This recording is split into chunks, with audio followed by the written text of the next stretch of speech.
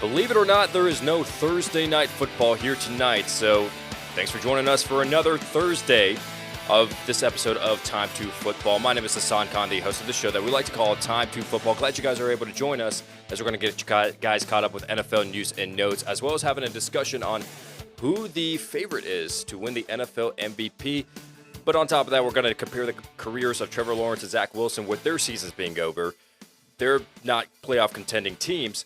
We want to look ahead to the future and say, hey, who's going to have the better career in the future? And then we're going to interact with you guys in the live chat. First, you might have noticed that something is different on this episode of Time2Football.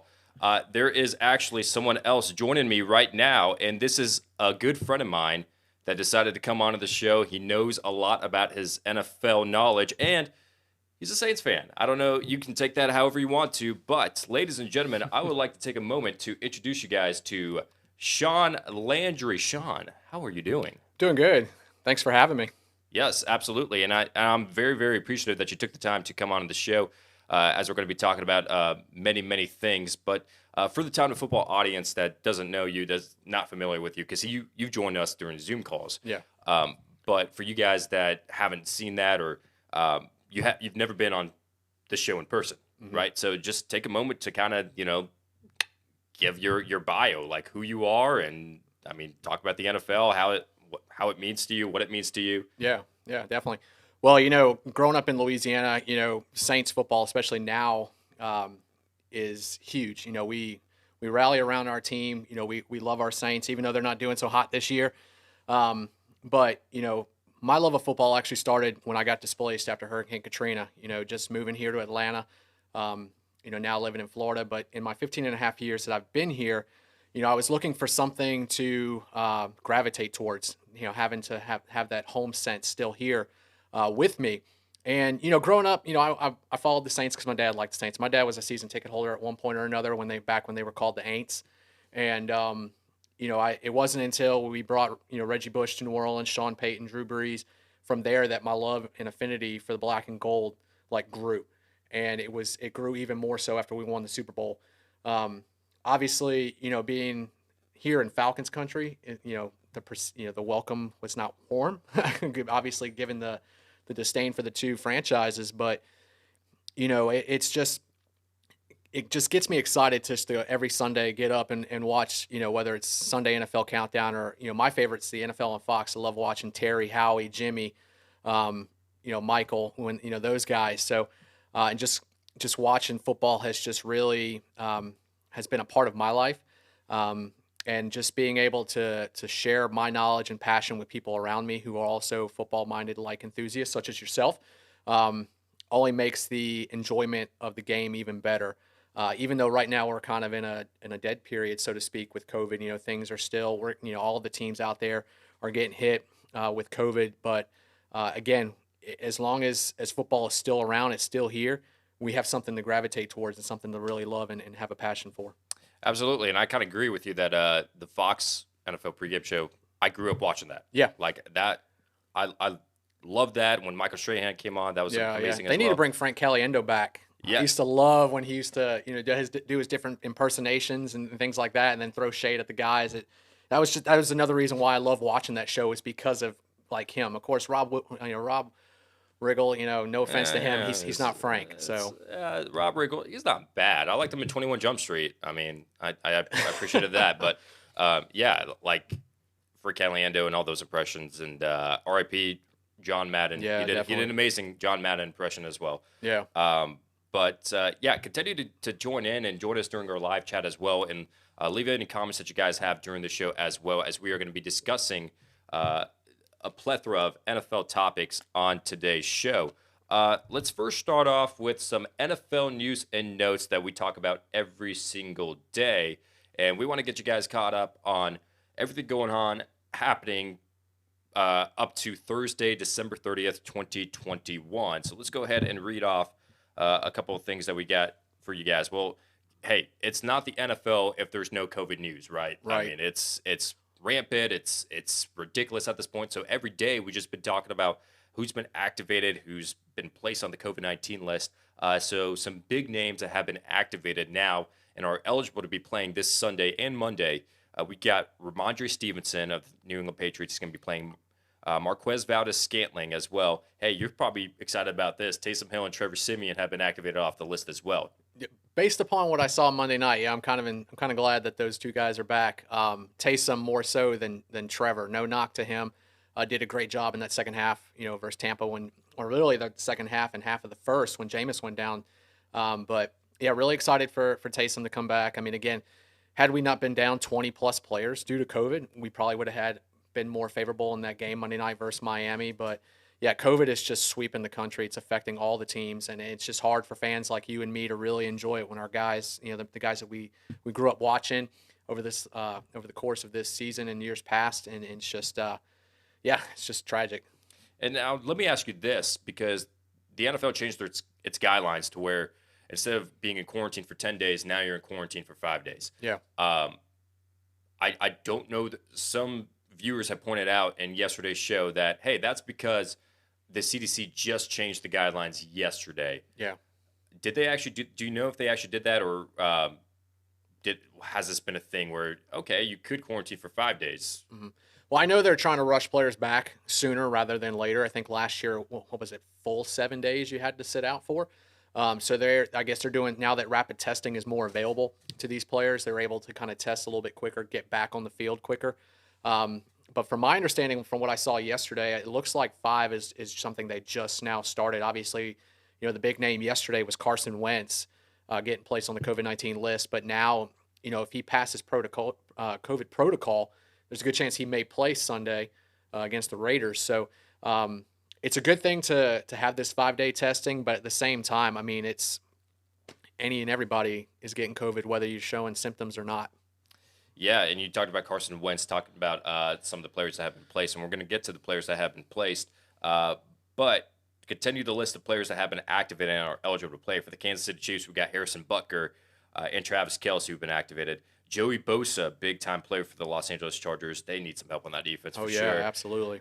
Brandon Cooks, the counterpart of that Texans and Chargers game, he's going to be back. He's going to be making an impact this week against the 49ers. And then Dalvin Cook, the big-time player. Need him for Sunday Night Football against the Green Bay Packers. So those are the players that have been activated off that COVID-19 list. Now, the players that have been placed on the COVID-19 list, we've got Hayden Hurst of the Atlanta Falcons, Darren Waller, still dealing with a knee injury. He's week to week. He's day to day. But now the COVID-19 issues is going to be something that gets in his way. Hey, a guy with a great name, Hassan Reddick, has been placed on the COVID-19 list as well. P.J. Walker, his teammate, has been placed on COVID-19 list. And Tim Patrick, the Denver Broncos wide receiver. And those are your players that have been placed on the COVID-19 list. Out of all those players that have been activated and been placed, including Carson Wentz as well, which one do you think has like the biggest impact on their team this Sunday?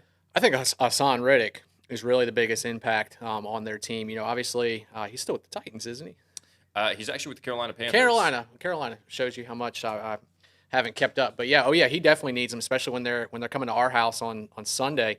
That defense has been wailing. Obviously they started off really hot at the beginning of the year, and then have really just have fallen flat, these last 5 games. So they definitely could use him back. The defense is they need to improve. I mean, obviously our offense is nowhere near what it was beginning of the year, going in, and even last year. So I feel like Hassan Reddick would be the biggest name that is definitely going to be missed and definitely needed going into Sunday's matchup.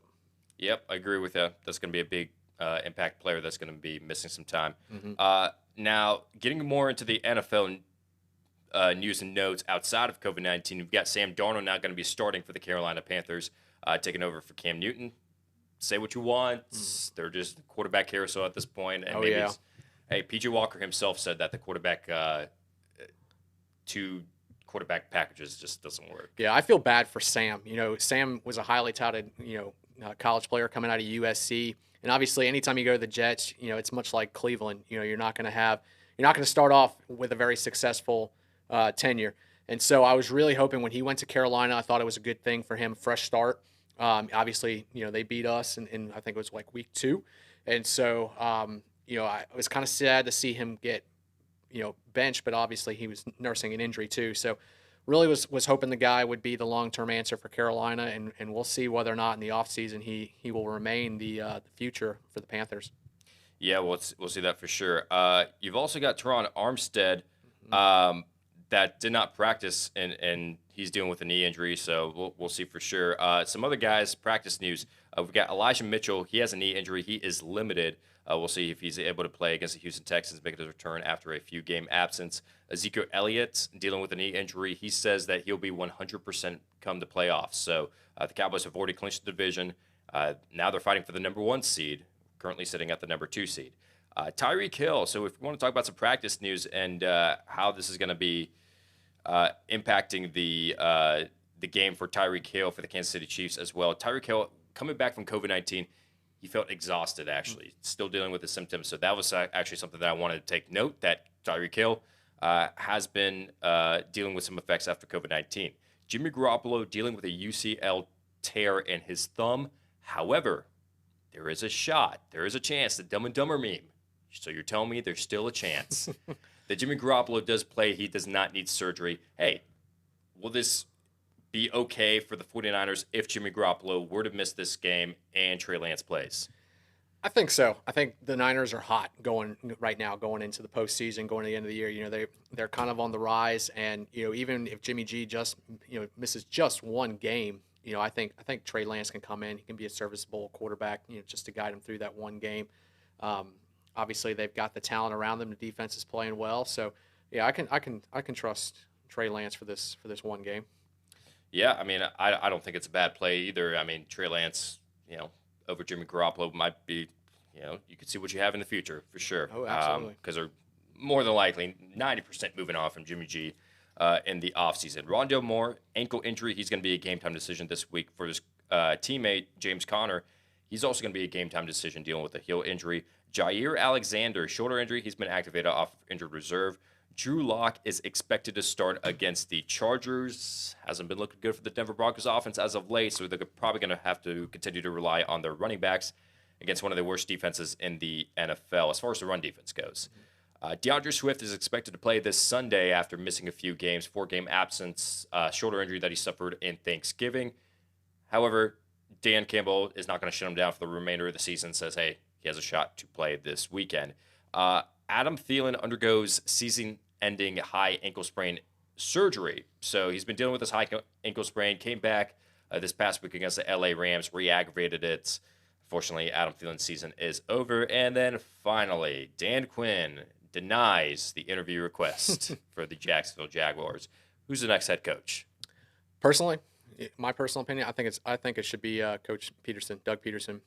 Just because of that pedigree he had in Philadelphia. I know the big name right now, and I think he talked about it yesterday. You're pulling for Byron Leftwich being the front runner, and rightfully so. Played in Jacksonville, it knows the city, knows the team there. But I just think they need a fresh start. And yesterday on Jay Will, Max, and Keyshawn, they talked about Harry Douglas was on there, and he talked about you need a leader of men to coach that team. And I feel like Doug Peterson, yes, he had some up and down towards after the Super Bowl when they won it, when the whole Carson Wentz, Nick Foles, tangle was up and up and coming.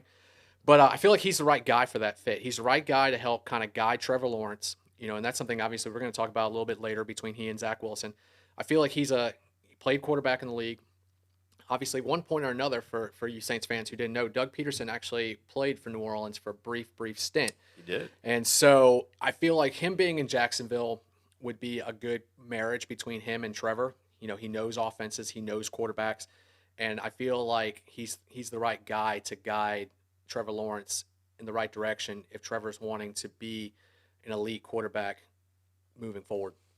Yeah, great input on that Jacksonville Jaguars head coach search. They requested interviews with 6 different offensive and defensive coordinators. Now it's down to 5 with Dan Quinn coming out of the race. And that is your NFL news and notes for today, December 30th, 2021. I didn't create a topic bar for this, but what we wanted to talk about on the show was the MVP race. Like, what is going on in the NFL as far as who's going to win the NFL MVP award? Is it going to be Aaron Rodgers, Tom Brady, Jonathan Taylor, Cooper Kupp? I mean, those are probably the next, like the top 4, I would say at that point. I mean, and we just want to take a moment to really talk about it and just say, hey, give her thoughts and her opinions on who the front runners are Or really? So I'm going to start with you. Who is your front runner to win the NFL MVP award? Well, I think we talked about this, pregame before we got on the show this morning. When was the last time you had a non-quarterback win the MVP? 2012, Adrian Peterson. So who do you think out of the four that we just talked about, who do you think is the one guy that should be mentioned? You talked about him yesterday, and I agreed with you. Jonathan Taylor.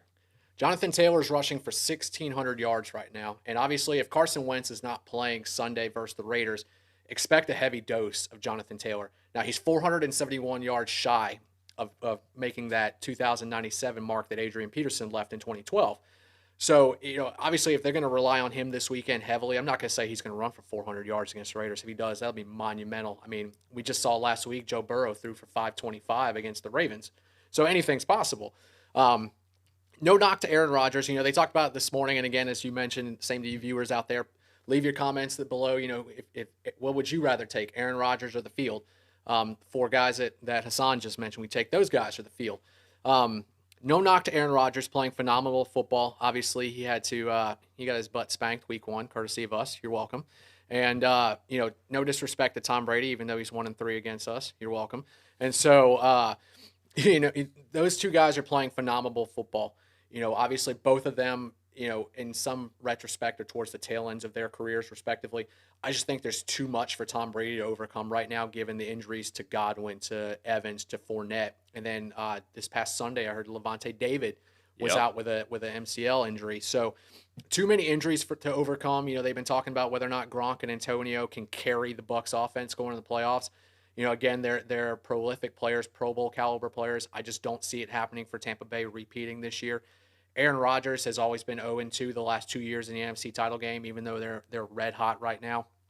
I just think Jonathan Taylor, give the running backs a chance. And again, you had Cooper Kupp in that list. No wide receiver has ever won the MVP. In the history of the NFL, not a single wide receiver has won the MVP. Yeah, it should have been Jerry Rice, actually, as a matter of fact. I think back in, I don't know, it was ridiculous. He had 20 receiving touchdowns, if I'm not mistaken, in 12 games. Oh, yeah. But I don't know whether he won or and no knock to Cooper Kupp. Cooper Kupp's playing phenomenal football right now, and obviously you needed the right quarterback to throw you the ball. And Matt Stafford, that's a perfect marriage right now out in LA. And just imagine that marriage carrying over into the postseason. I feel like those two guys can do some damage to Tom Brady, to Aaron Rodgers. So, again, I'd like to see a non-quarterback win the MVP this year. But as I commented yesterday in your comment section, I kind of feel like they're going to give it to Aaron Rodgers just because it's Aaron Rodgers. And how about you? I'm getting kind of tired of the guy myself. So nothing would make me happier to see him not win MVP for a second consecutive year. Yeah, and it's not a matter of me personally getting tired of Aaron Rodgers himself. Mm-hmm. I've actually enjoyed this 2021 reinvented Aaron Rodgers, where he's just saying whatever he wants and doing whatever he wants, and I still own you, whatever. But it's just a matter of, hey, let's give it to someone who's the best at their position and is making history at their position. Yeah. Tom Brady, Aaron Rodgers, great seasons. Awesome. Yeah, absolutely. But they're not great. They're not making history. No. Jonathan Taylor is on track to make history. Cooper Kupp is on track to make history. As a matter of fact, I debate this all the time. J.J. Watt should have won the MVP over Aaron Rodgers in 2014. 20 and a half sacks, 78 tackles, 5 touchdowns, with 3 of them being on offense. What other defensive end ever will do that? But no, they gave it to Aaron Rodgers, who threw 38 touchdowns that season. Not to be a homer myself, I've been wondering why Drew Brees didn't win the MVP. Should have in 2009. Should have, and then did it again. I think 19 when he broke the all-time passer record. Mm-hmm. I don't even think it was 19. I think it was the year before when he broke the all-time passer record. I felt like he should have been the MVP that year. Yeah, it's ridiculous, man. Quarterback bias has gotten out of control. It's just the favor of, hey, the quarterback is the most valuable, so that's what. Hey, if you want to talk about who's more valuable, you could say Aaron Rodgers is valuable to his team. I agree. Like when Jordan Love came in against the Kansas City Chiefs, lost 7-13. Like that's not good. Mm-hmm. Jonathan Taylor is valuable himself. The Colts are 0-6 if Jonathan Taylor does not run for 100 yards. 9-0 when Jonathan Taylor And I think does. he's the reason why Carson Wentz is playing so well this year too. I mean, think about it. Carson's having a rejuvenating season this year, and I think it all attributes to Jonathan Taylor's success on the ground game this year. I think it's the reason why they are in prime position to make a good run going into the postseason, and why Carson is having so much success. it's because of Jonathan Taylor. I'll be very upset if they don't give it to Jonathan Taylor. Yeah. I think the guy deserves it. Oh, yeah, for sure. And all this talk about Jonathan Taylor, we don't want to overlook Cooper Kupp as well. Oh, no. I mean, Yeah. first in receptions, first in yards, first in touchdown. Like, he's I think the point we're both trying to make is we'd like to see a non-quarterback win this year. Please. I don't want to go on NFL.com and the first image I see is a quarterback. I've been seeing that for like 10 years already. I wanted to stop, man. I wanted to stop. Yeah. I want someone else that's deserving of the MVP to get the MVP. But Right. leave your thoughts in your comments down below. Who do you think should be winning the NFL MVP award? We're going to take a moment now to talk about engineered sleep. Hey, Shaun, how much sleep you been getting as of late? Recently, I've been getting about 7.5, 8 hours a night. All right, that's not bad. That's not bad. That's not bad. But for many of you guys out there, I mean, myself included, I work myself to death, right? So I don't get a lot of sleep. But let's just take a moment to talk about engineered sleep. Let's get serious. Did you know that you spend roughly a third of your life in bed? That's crazy. That's a lot of time if you think about it. On average, 6 to 8 hours a night and over 220,000 hours in a lifetime. If you're not getting quality sleep, it has a severe negative impact on everything the next day, whether it's a test, meetings, presentations, Time2Football show, whatever it may be. You want to be your best no matter what. The sleep experts at Engineered Sleep have been at it for over 100 years of total experience. They've cracked the code to getting better sleep. They ask the right questions to get you exactly what you need so you can sleep better. We partnered up with them to get you 10% off. That's up to $250 and 2 free pillows. Who doesn't love free stuff? If you only use the promo code T, the number 2, the letter F. Click that link in the description, www.engineersleep.com. These guys crush it. They have a 5-star Google rating, and all their products are 100% American-made. I can tell you what, I definitely could use 2 free pillows. I mean, I could use... There's nothing wrong. Whenever Kelly and I go out of town and, we're staying, whether it's Courtyard Marriott or the Homewood Suites, you can never not have enough pillows. Pillows are great. My hot brunette wife actually uses pillows all the time. She brings pillows. I'm like, hey, what are you doing? Like, we're traveling out of town, and she just brings like 3 pillows with her. Is she a fan of decorative pillows? I think there's one over there. Yes, I want to say so. Yeah. I don't know what it is with our wives and decorative pillows. I guess it's a woman thing. I'll never understand it. Oh yeah, I just throw it off the bed. Oh yeah. I mean, it just sits there all day. Yeah, I don't get it. I mean, although I will say I saw one decorative pillow that was amazing. It was a throw pillow for a couch that said, "We had sex here," and I was like, "Oh yeah, this is amazing." Like, that's the only pillow that I will ever buy in my life. That's a throw pillow. But Engineered Sleep, I would definitely buy their pillows. But www.engineersleep.com. Use a promo code T2F for a better night's sleep. That had to be the best ad read that I've ever done of all time. 100%.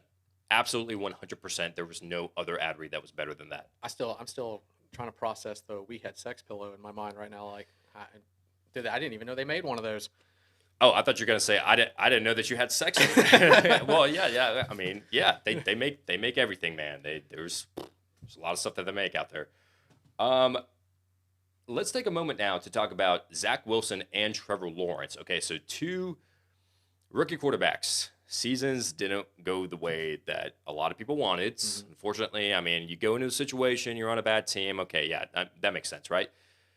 Now, looking forward, what we've seen from both quarterbacks, we want to take a moment to really talk about, hey, who's going to be, for the long term, the better quarterback? Since their seasons are pretty much over, let's look ahead to the future. Mm-hmm. Trevor Lawrence, Zach Wilson, who do you got? I'm going to go with Trevor Lawrence, and it's no knock to Zach Wilson. We talked about yesterday how Zach he's raw. He's still got a lot of unproven talent. And obviously, it's hard to win with the Jets organization. It's as it is the hard to win in the NFL. But it all goes back to what kind of coach do you have in place. Colin Cowherd talked about it best. Number 1, do you have a head coach? Number 2, do you have a quarterback? Number 3, do you have an identity? The Jets, they have a head coach. I think Robert Saleh is the guy. And I don't know if you saw yesterday, came back from COVID. Glad to have you back, Coach Saleh. They don't have an identity right now.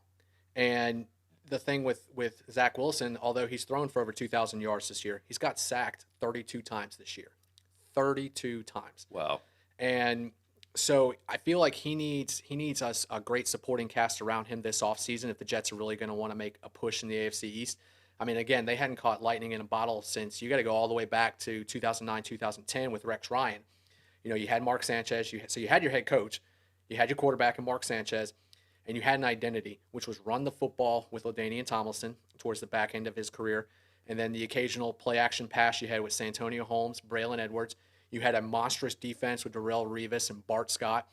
That was their identity, was run and pound, because he brought that mentality Rex did from the Ravens over to the Jets. Down in Jacksonville, Trevor, his numbers are a little bit better, a little over 3,200 yards passing this year. But he hasn't had a great supporting cast around him. And obviously with all the offseason drama with Urban Meyer, he hasn't been able to focus so much on his craft. And we talked about that earlier when you asked me, well, who should be the head coach? And while the names we talked about, Byron Leftwich, Jim Caldwell, Doug Peterson, the reason why I think, again, going back to Doug, he's a player's coach, number one. He's a leader of men, number two.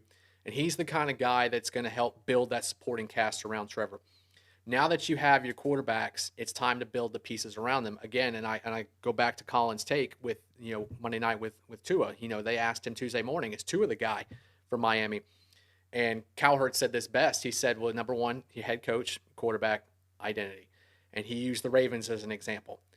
John Harbaugh is a tremendous head coach. You got your quarterback in Lamar Jackson. You've got an identity, which is run the football with Lamar in that play action. And then, as you noticed, the last couple of years, they've built draft capital around Lamar to make him successful. Especially when he had that MVP type season. So that's there. You have to use that same formula, especially down in Jacksonville and New York, respectively, if you're wanting both guys to have successful careers. But going back to Jacksonville, right before or long before I was ever a Saints fan, I liked the Jaguars just because I thought their helmets were amazing. Oh, amazing! Mark Brunell was always will be one of my favorite quarterbacks of all time. And I've always wanted them to have success. Obviously, they had that really good year in 2017 when they made it to the AFC Championship game behind Blake Bortles and Leonard Fournette. And they just haven't found their footing since. And so if you bring in a guy, and even if they bring in, let's say they bring in Leftwich I think would be a good player, a good leader of men, get his very first NFL head coaching start.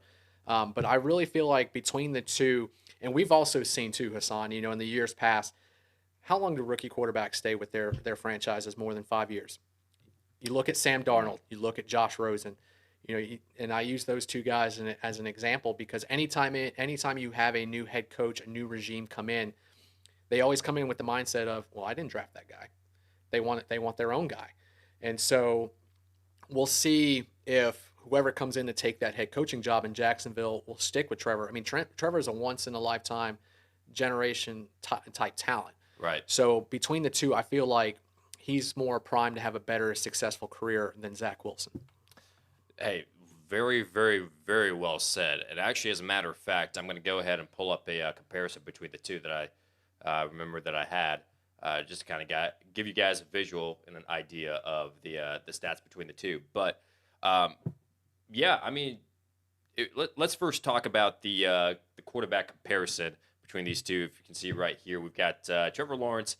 Now, keep in mind, as you see the note at the bottom, you've got Lawrence and Wilson. They played the different amount of games, right? You've got Lawrence playing 15 games, Wilson playing 11. Mm-hmm. Lawrence passing for more yards, more the pocket passer kind of guy. Yeah.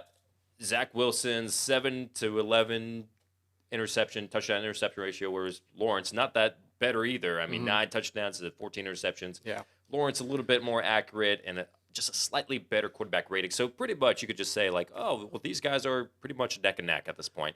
I can tell you that I watch a lot of football and I've seen a lot of these players play. And I am telling you right now, if from just the eye test, looking 2021, Zach Wilson or Trevor Lawrence, who was the better person? To me, it was Zach Wilson. Yeah. Right? But do I think who's going to have a better career? I think it's going to be Trevor Lawrence as well. Yeah. Like, it's just Zach Wilson had everything given to him. Not everything. Like, obviously, like offensive line issues, defensive issues as well, where he's had, he has. Well, think about it, too. Look where he played in college, too. He played at BYU, which is they run and operate in the independent conference. So they really don't play in the SEC, the ACC, the Big 10, Big 12, Pac-12. Right. So, they really didn't have a whole lot of competition. And granted, last year they had a successful, phenomenal year. Don't get me wrong. I mean, Zach Wilson had unbelievable numbers. But when you're not playing stiff competition and you're not having, enough time. I mean, I think he was what, a 2-year starter at BYU Hmm. before he turned pro. So that also is going to limit you when you're translating your game from the college to the pros. And again, I could be wrong, but I feel like the more college starts you have under your belt, the more successful your game will translate into the NFL because you were able to learn the game more. You're able to be a more student of the game, learning the verbiage, the knowledge, what it takes to be a quarterback, not just at the collegiate level, but what it takes at the NFL level. And I know Jets fans are starving for a quarterback. They're starving for that success that they had back in '09 and '10 when they were back-to-back AFC champs.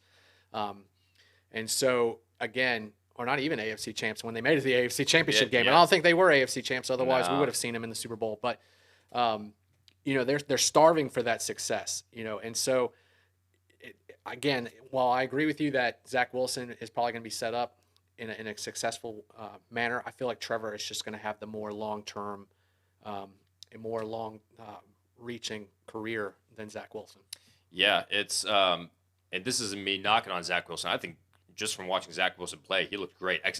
Actually, after week 1, I saw him play against the Carolina Panthers, and he was terrible the first half. And Yeah. the second half, they still lost the game, Yeah. but he looked really good. And there's been flashes of that like throughout the season. And then this past weekend, I think didn't he broke off for like a 50-yard run or something Yeah, like that yeah. against the Jaguars? Granted, it's the Jags. The defense not as exactly good, but yeah, I mean, he's shown flashes. He's got that, and I don't want to compare him to Johnny Manziel, but he's got those flashes of quick feet like Johnny Football. Again, while your legs are your greatest weapon, they can also be your greatest, defeat. In terms of, we've seen players get injured below the legs, especially quarterbacks. Robert Griffin III, Joe Burrow, even though he's having a tremendous bounce back year. You've seen every time the quarterback gets hit below the knees, they're never the same person the following year. Again, Joe is proving doubters wrong right now, and we'll see, especially with us, with Jameis, if Jameis comes back next year, what kind of quarterback he'll be after having his knee repaired. So, again, you talk about having the talent around you. You talk about having the right pieces in place to make you successful. And so I honestly feel like whether it's in free agency or in the draft, both these teams need to look at fixing their offensive lines. Because the number one thing, and I don't mean to use this, one of my favorite movies, The Blind Side. You ever saw that? Yeah. About Michael Orr? What did Sandra Bullock say? Whenever you're cutting the checks, what's the first check go to? The mortgage. But what does the second check cut to? The insurance. The insurance is what's going to protect you long term. And so, New York Jets, if you're listening to me out there, you want insurance, build you some offensive linemen to build around you to protect your franchise quarterback. Otherwise, there's going to be a good chance 2-3 years down the road you're going to be in the top 5 of the draft looking at another quarterback, and you're going to have Zach Wilson shipped off somewhere else. And who knows, if he has a successful career, whether it's with the Jets or somewhere else, you're going to be scratching your head saying, did I make the right choice? Good points. Very good points. And it's about getting the right pieces around you. Zach Wilson, he had Elijah Moore, he had Corey Davis, he had Jameson Crowder, he has Michael Carter, Trevor Lawrence, Marvin Jones. Poor coaching. DJ Chark got hurt. James Robinson wasn't utilized like the way they should. Travis Etienne gets hurt at the beginning of the season. And with Trevor too, if you notice, what was it last week? Right after Urban was axed, he talked about he wants a say in the head coaching search. And Shaun Khan, the owner, has granted him like, you know what? Yeah, we would like your input, because Trevor knows I'm not going to be the one that's going to hire the head coach. I know it's going to be up to management and ownership to decide that. But if you look at it too with Green Bay with Aaron Rodgers, Aaron Rodgers wanted the GM out, but he wanted certain players in place because he knows his career is on the line. Right. He needs those types of pieces around him to make him what he is. And so we're starting to see a trend now where quarterbacks are going to start going to ownership saying, look, if you're going to bring a new head coach into the building to lead this franchise, but to not only set me up for success, I'd like to have a say in that. And I can't discredit him for wanting to do that at all. No, I mean, it makes sense. It makes perfect sense. So, we both side with Trevor Lawrence for the longevity of the career is going to look better. 2021, I think Zach Wilson took it over Trevor. But, I mean, again, like we said, get the right pieces around him, get the right head coach. He should be able to ball out. But leave your comments and your thoughts down below in the live chat or down below if you're watching this video later on after we stream. Who do you think is going to have the better career? Is it going to be Trevor Lawrence or Zach Wilson? All right, man. We've got, one more thing left on the table to talk about. Live chat. We like to interact with the live chat here, right? And just talk with the best viewers in the world. So let me see if I can pull this up for you, Shaun, so we can kind of look at the chat here together. But continue to leave your comments and your thoughts down below in the chat. We'd love to talk with you guys. Where is it? Why is it not popping up? Live chat. There it is.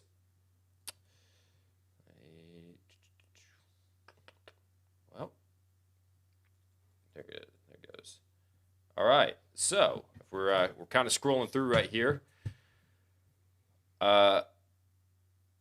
Sammy Young. Okay, the first person says, "Wow, I made it. This is live chat. When are you taking start and sit questions?" Hey, Shaun, should I take start and sit questions? I'll leave it up to you. Well, you know a little bit more fantasy than I do, so I'm gonna defer to you. I know lately you've been wanting to kind of change your tunage on whether or not you should start answering fantasy questions going forward. So I'm gonna defer to you for that, whether or not you should answer that start or sit question. Smart man, not making the decision himself. I like it because it's tough. Yes. So to answer your question or kind of go off of what you were saying, yeah, I am kind of deferring away from starts and sits questions just because this never was a fantasy football channel. I only come out with 1 or 2 videos a week talking about fantasy football, and then there's like 5 or 6 that's non-fantasy football. But I kind of want to stay away from fantasy football. I'm sorry. I know this is the biggest week of your life. You're in the fantasy football championship. I'm in the fantasy football championship as well. But actually, as a matter of fact, let me talk about another YouTube channel that I like that you can go to. His name is Fantasy Flock. He actually does live streams where he answers fantasy football questions every single day. So, hey, if you can unsubscribe, it's not going to hurt my feelings. I'm just not going to answer fantasy football questions. Hope you guys understand. A lot of you guys, some of you guys don't. We got some Karens, but that's okay. But I mean, I am very appreciative of you guys that are tuning in and love the content that we come out with. So let me try to find something that Sammy Young is saying Jonathan Taylor for MVP. So that's now 3 of us that are now. Hey, that's pulling. 3. That's 3. That's 3 of the AP votes right there because we are qualified to. We are voting. Who votes for the MVP? Do you know like anybody in particular? Is it just like journalists? Like, do you know? I think players and coaches also have a say in it too, don't they? I don't know. Because I know the college football committee is like every year they choose like different coaches and athletic directors and stuff like that. Yeah. Actually, the Georgia State guy. Yeah. Is it? I don't see no reason why the players can't vote for who should win MVP. I mean, obviously, whenever they're doing the NFL top 100, the players vote who should be in that 100 list. Yeah, but that's more like opinion based kind of. It's like, oh, it doesn't have that much weight to it, the top 100, whereas the MVP is like, I think it's just a panel of 50 people. I just don't know who the 50 people are. I think at one point it was like Troy Aikman was one of the votes at one point. Chris Collinsworth has done, but so I think it's like broadcasters. It could be more of maybe the stats and analytics people that kind of look at the numbers and determine who's number 1, who's number 2, who's number 3. So that would be my guess. Outside of players and coaches, that would be the next. I would probably assume who would determine who the MVP of the league should be. Yeah, just a thought that I had. So if you guys know, I would love to have you guys comment down below. I see another one. I agree 100. Oh, yeah. Sasuke saying, I agree, thumbs up, 100, Taylor MVP, he deserves it. I know because I have it in my roster in my championship game, he will be, and it's the responsible of me be on the championship, and I know, I mean, hey, and then we got the letter A at the end to top off the grammatically correct sentence that I just read. But, Sasuke, we're with you, man. We're with you. And thanks for agreeing, Jonathan Taylor, but, it's going to be like Tom Brady, the greatest of all time, 7 Super Bowls and 3rd MVP that he's won. I don't know how many MVPs he's won. I think 2 already. I think 2, yeah. And it's like, wow, we're witnessing the greatest of all time. And I'm like, I get it. I love it. I get it. But dude, come on. Uh, all right. Sammy is answering some questions for me, so I appreciate that. Hey, Sammy, keep it up. Keep it up. I love it. Uh, and what else do we've got here? Chavez girl, Zach Wilson, trade him to the Saints. I'm going to leave this up to you. Well, we need a quarterback this offseason. It's definitely not going to be Trevor. More than likely, the writing's on the wall. I've now admitted it and accepted it that it will not be Taysom, although I was a fan of him in the offseason for the starting quarterback job.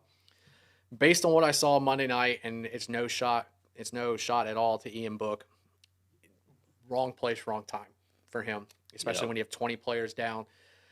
I like it. Again, if there's anybody, and we talked about Doug Peterson being a quarterback, a quarterback whisperer. Sean Payton's the same thing, brings the potential out in quarterbacks. We saw it in years past. Last year, Taysom went 4-1. Teddy Bridgewater went 5-0. So I like it. I know this offseason, our name has been mentioned for Russell Wilson as a potential team that he can come to, but I like it. I mean, why not? Especially given the fact that you've seen Bill Belichick doing wonders right now with Mac Jones. Of course, you got to credit that to Josh McDaniels, but why not? Chavez Girl, I like it. Why not bring Zach Wilson to the black and gold? Yeah, that's Chavez Girls is actually a very loyal listener and viewer.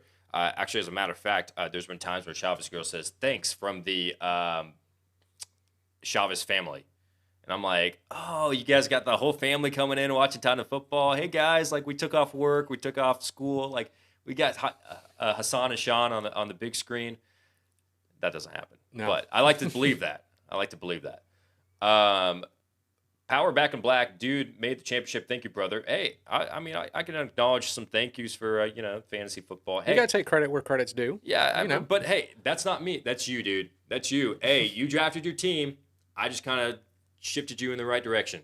I'm in the championship as well, third time in 9 years, which I've never won. So I'm hoping for something else.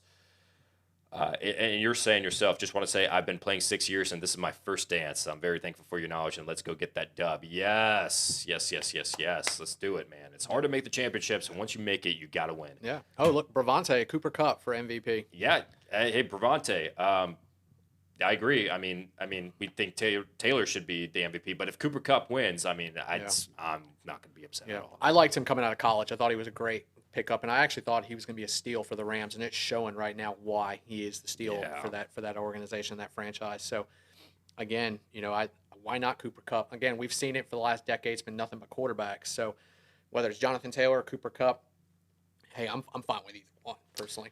Yeah, I actually I don't have a ego, but I will take a moment to brag just a bit. In 2017, when Cooper Kupp was drafted, I was like, yes, Cooper Kupp is going to lead all rookie wide receivers in receptions that year, and he ended up doing that. And I thought to myself, like, after he won or he got that lead for the rookie receptions, I was like, oh, man, this guy's going to have an amazing 2018. And he did, and then he suffered an ACL injury, I feel like it was, which ended his season short. But the same year, I also predicted that Carson Wentz would be an MVP candidate. And he was, and then he just tore his ACL.